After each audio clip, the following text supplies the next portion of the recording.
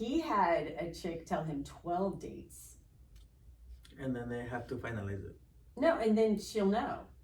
She's like, give me 12 dates. Like that's in like a long run of dates. And then she know. So They didn't get past 5. So, Right? But that's like a year, right? It's like about a year, maybe. 12? Yeah, for 12 dates. Maybe. Okay, hold Once on. a week. Once a week. Yeah. Yeah, 12. That's like a 3 month. 3 months. Yeah. You know, 3 months, and then I'll know if I like you or not. Did you know that typically people are on their best behavior for 4 months?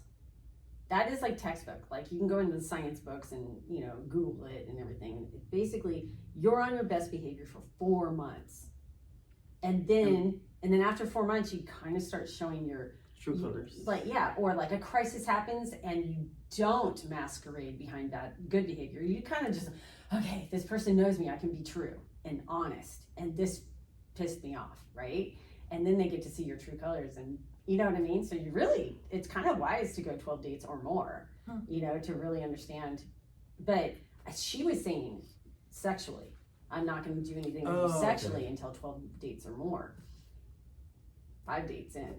No. Bada boom, bada boom. Bow chicka bow wow. So that's how she knew it wasn't going to work out. Yeah, and then it didn't work out. They got sexually involved, and then, I'm so bad. Sorry. Totally exposing. That's why I'm like, yeah. Are you going to edit that? Maybe edit that. I have to run this now by him. I'd be like, Mark. This was Mark. I said the wrong name earlier. It's Mark. Yeah. So that I guess too. I guess for some people, like it's a big one too, which I kind of agree with it too. Like if it's not gonna work in that era, then or that season, then it's like not gonna work out. Yeah, and I'm a firm believer. Like how the relationship begins is a dictator to the rest of the relationship, right? So if it's fast and furious right off the bat, it might burn out, right? Fast and Furious too. Yeah, it ends fast and furious, you know? So slow and steady wins the race. Es posible. Yeah, it's possible. Well, is there anything else you wanted to share?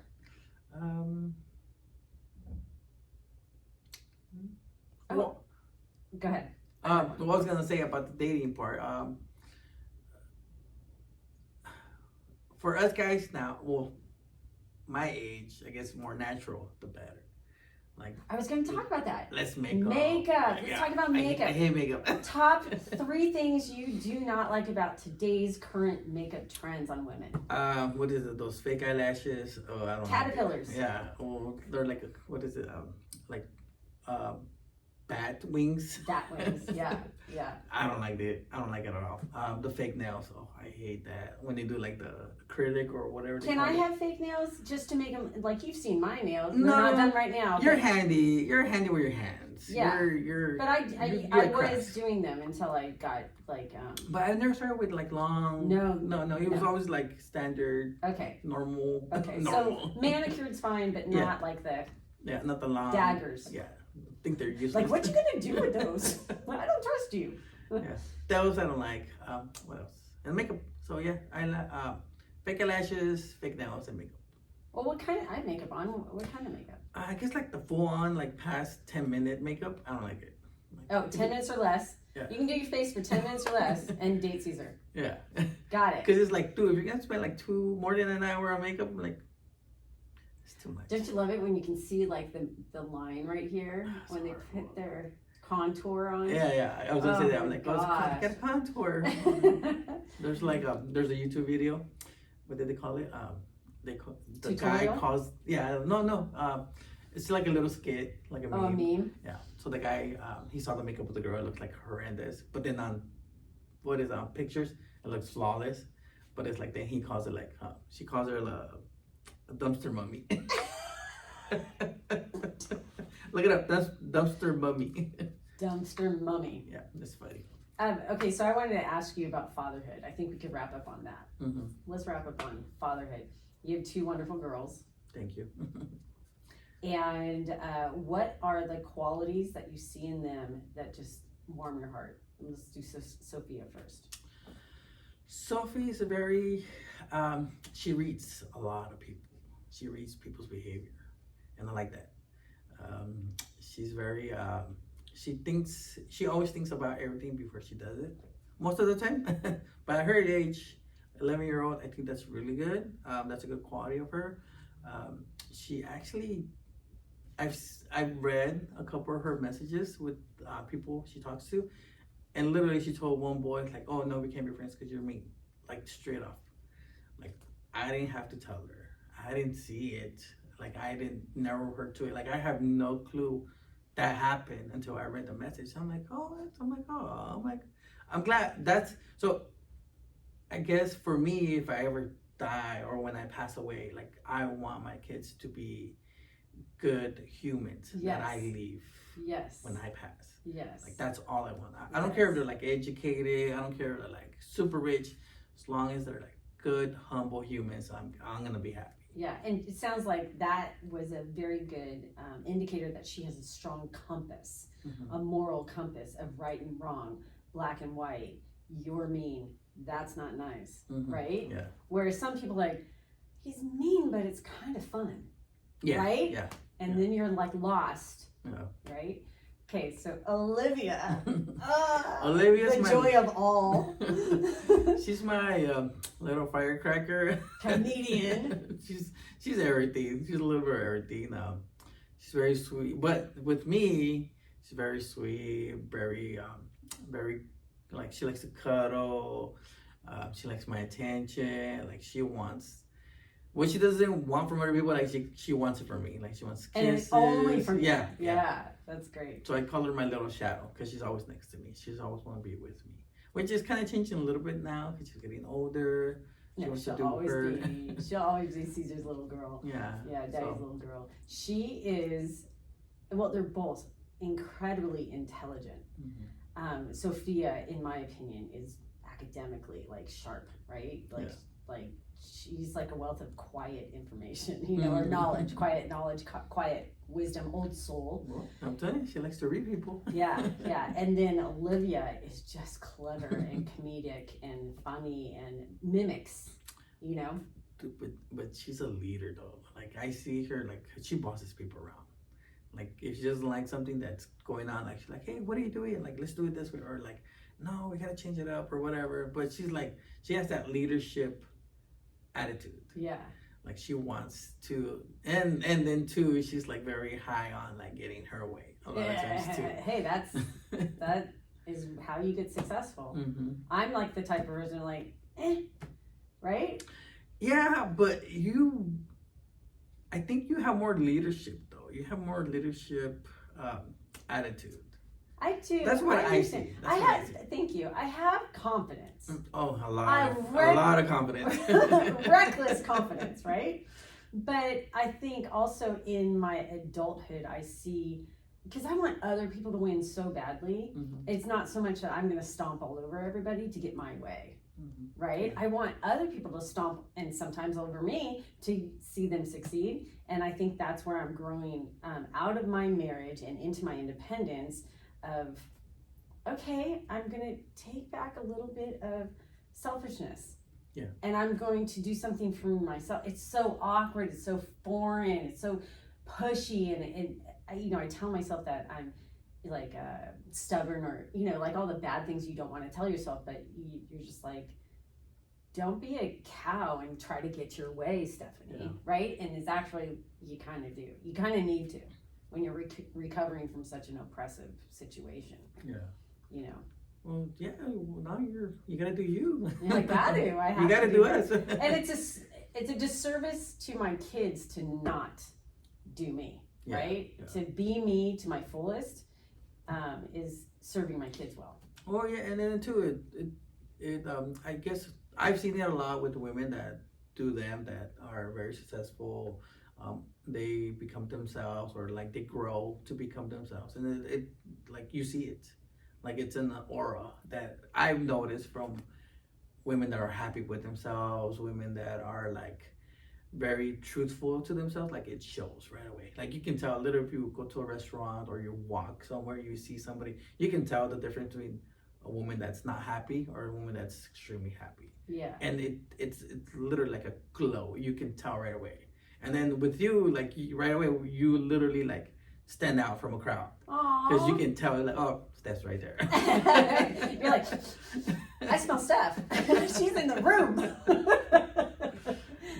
Oh, that's awesome. So, but that's a good quality. Like you stand out. Thank you. Thank you. And I'm sure it attracts people to you, and that's like. I'm getting there. I'm stepping into that. Yeah. I'm getting there. I still see this is how I see people with me sometimes. It's like, here's people and here's me. And I move toward them and some of them go, what? And then I wait. And what the, and they pull away. So I'm learning how to be more grounded in me and not chase. And so then they'll come to you. Yeah, but I'm still. And that was me in high school, right? That was me in elementary school. I could social butterfly everywhere, but no one wanted me to stay put with them, right? I had a couple besties and stuff like that, but and I think everyone has that sense of, where do I belong? Who am I and where am I in society? And it took me till 50 to really like engage in that discussion with myself. Yeah, I think because of the clouded marriage. Yeah, right? Well, yeah, marriage, kids, all that. You lose your identity. Yeah, you do, honestly. Like I was like that in my marriage. Like all I did was work, take care of the kids, take care of the house. Like that was it. Like I never really went out. It was always about the house, making money, house parties.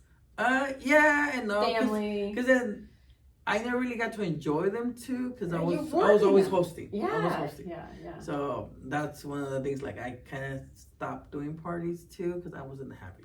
Yeah. I wasn't having fun. Yeah. So it's like you do lose yourself when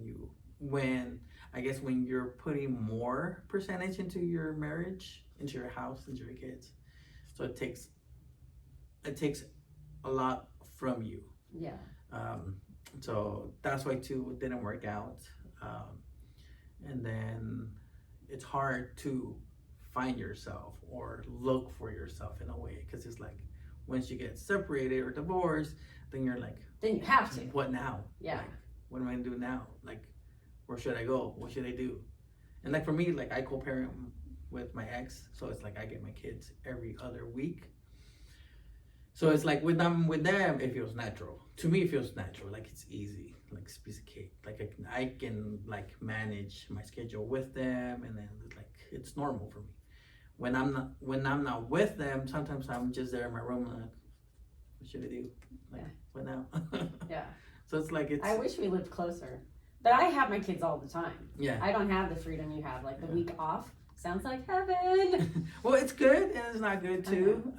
And so usually when I don't have my girls, like I'll clean, like I'll do like deep clean in the room, or I'll get stuff done that I don't have during the week when I have them. Or you have homies you hang out with though too. Yeah. Don't make it all domestic. No, I know you're not domestic. But it's like after like 10, 11 at night. Yeah. So it's like once you can do your errands. Yeah.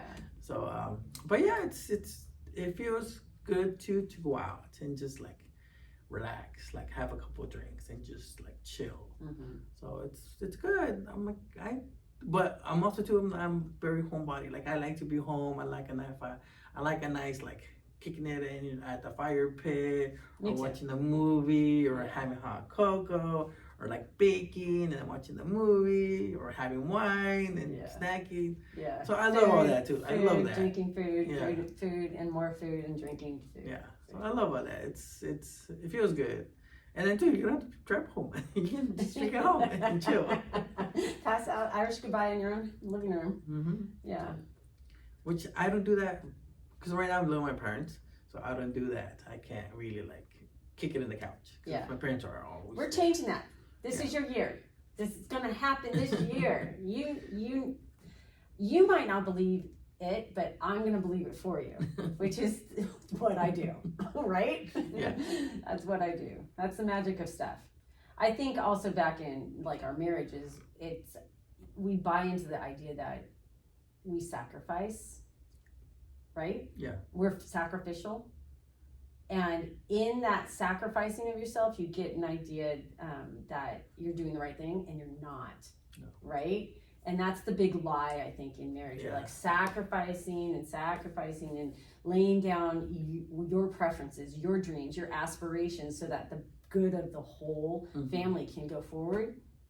And somehow you got to find a way to not sacrifice that.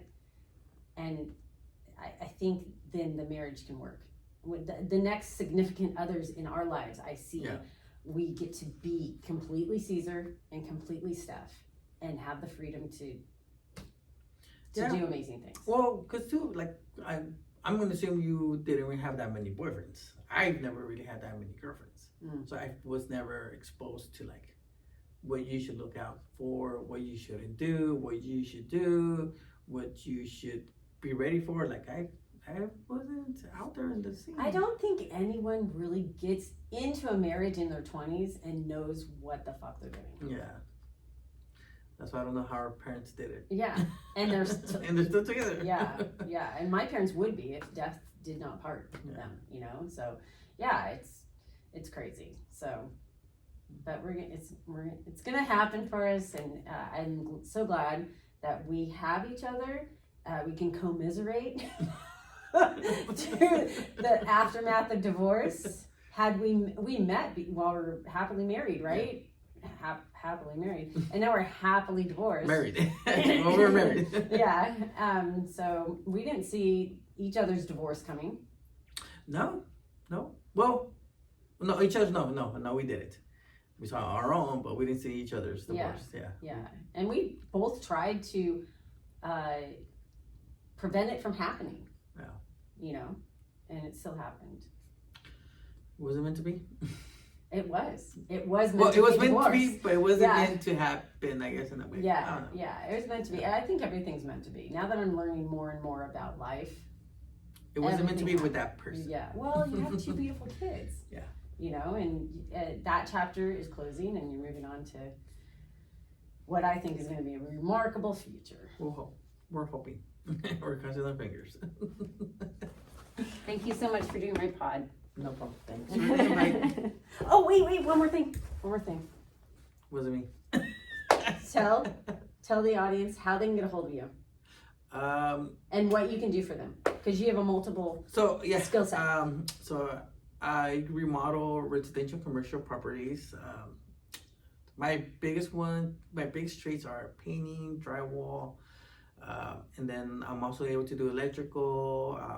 I epoxy flooring. If you guys love epoxy flooring, clean that garage up, I can get it done. What else? Like plumbing too. A little bit. Yeah, faucets. I can change your faucets. All house fans? Huh? All house fans? What do you mean? Can you install it? Oh, like ceiling fans? No, not ceiling fans. The ones that take like the hot air out of the home. No. You don't want to do those? I've never done that. James installed them. I've never done that. I think you could. Most likely. Yeah. And then dump haul. Yeah, so I started that 2 years ago. So I'm able to haul, 10,000 pounds? Debris construction, landscaping. Anything like that. Minus chemicals. Chemicals is different. Some people don't get it, but chemicals. But for the right price, you'll dump any chemical. Yeah. That and so you can look up my social media, Cesar CESAR 0223, or you can call me, message me 714-299-3499. That's my personal number and my business number, so it's the same. I'll put them in the show notes. So text me, call me, I'm available. Where can we find you on Instagram? Instagram, that was the Cesar 0223. Oh, it is. So that's I never paid attention to your handle. Now I will. Yeah, that's my personal one. I put my business too in there, make it easier. I'm available. And you have 2 French bulldogs still. Yeah, anybody wants a French bulldogs? I got 2 males available. What's the price at now? They're at $3K each. They're 8 months if I'm right now. Yeah. So if you don't want a puppy, It's St. Patty's Day. The luck of the French. Yes. The Irish. All right. Thank you. Thanks.